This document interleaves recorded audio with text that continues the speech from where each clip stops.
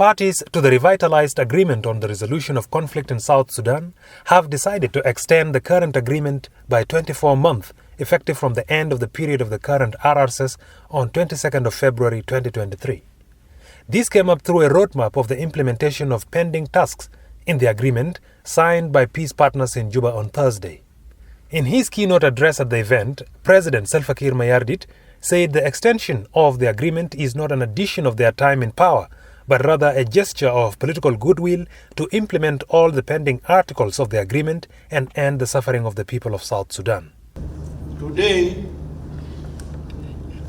I'm informing the people of South Sudan that the political parties who signed the revitalized agreement to resolve the conflict in the Republic of South Sudan have unanimously agreed to a 24-month extension of the interim period.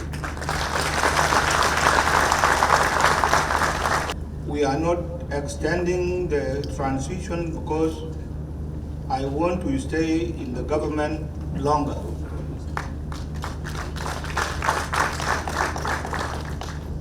We don't want to rush you into an election that will take us back to war. I have been fighting since I was a teenager when I joined the first Anyanya War. And I spent 50 years in the army struggle so that you could feel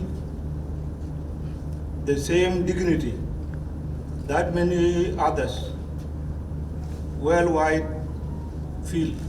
The President emphasized on the importance of some provisions within the agreement, such as graduation of necessary unified forces, permanent constitution-making process, census, implementation of Truth and Reconciliation Commission to oversee the return of the displaced, and conduct of free, fair, inclusive, transparent, and democratic elections to vote in the desired system and leaders in South Sudan.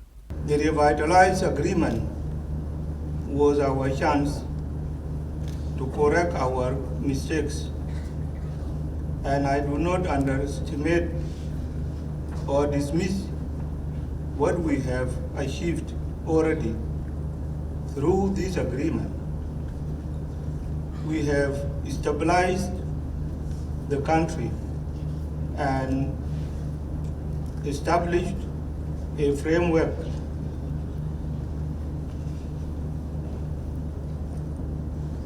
to transform the state by building effective institutions.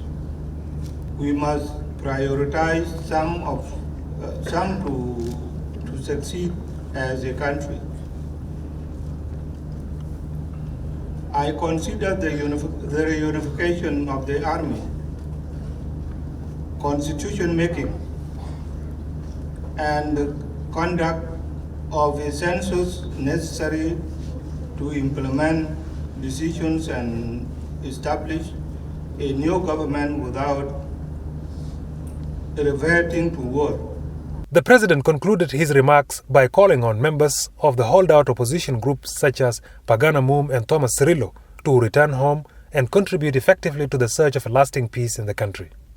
Comrades Pagana Moom and General Thomas Cirillo should come back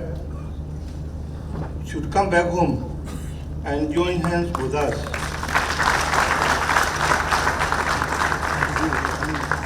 Come back home and join hands with us in Juba, like some of their comrades who have done so. We were together in the liberation struggle, and while we have differed, we need them to join us now to set history on a correct course. On his part, the first Vice President, Dr. Riek Machar, said the extension comes as a result of genuine challenges that face the implementation of ARCSS, and added that if the parties to the agreement did not have political will in the past, they are now forced by circumstances to fully implement the agreement. I want to thank the President for initiating this process. The end of the transition.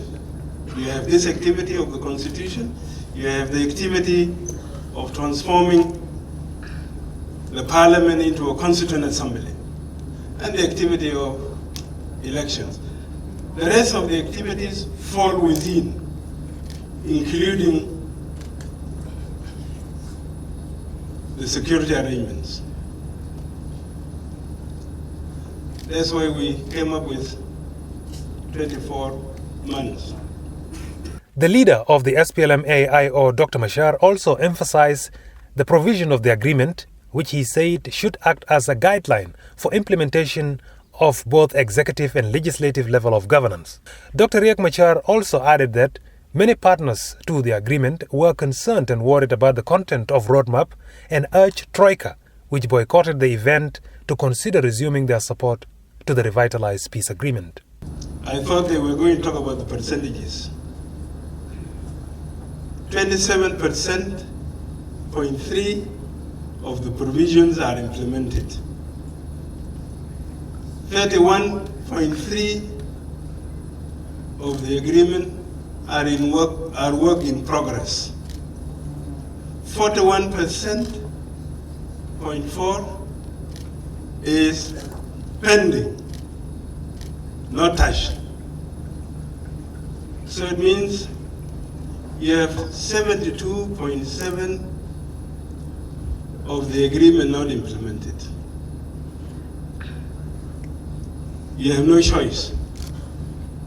You have to extend. Meanwhile, the Presidential Advisor on National Security Affairs, Tutgatluak Manime, who is the head of the National Transition Committee, urged the international community and skeptic citizens to give this roadmap a chance to prevent the country from slipping back into the dark days of the war.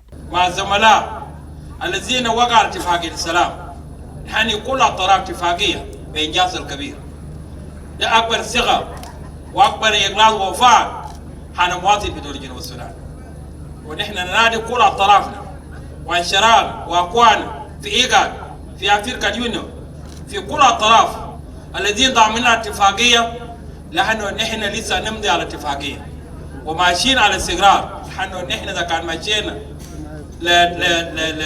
لعدم مدى فتره اتفاقيه معناه نحن رجعت عن حرب مره ثانيه. لكن ندي فرصة لتنفيذ اتفاقية وندي فرصة لاستقرار في دولة جنوب السودان.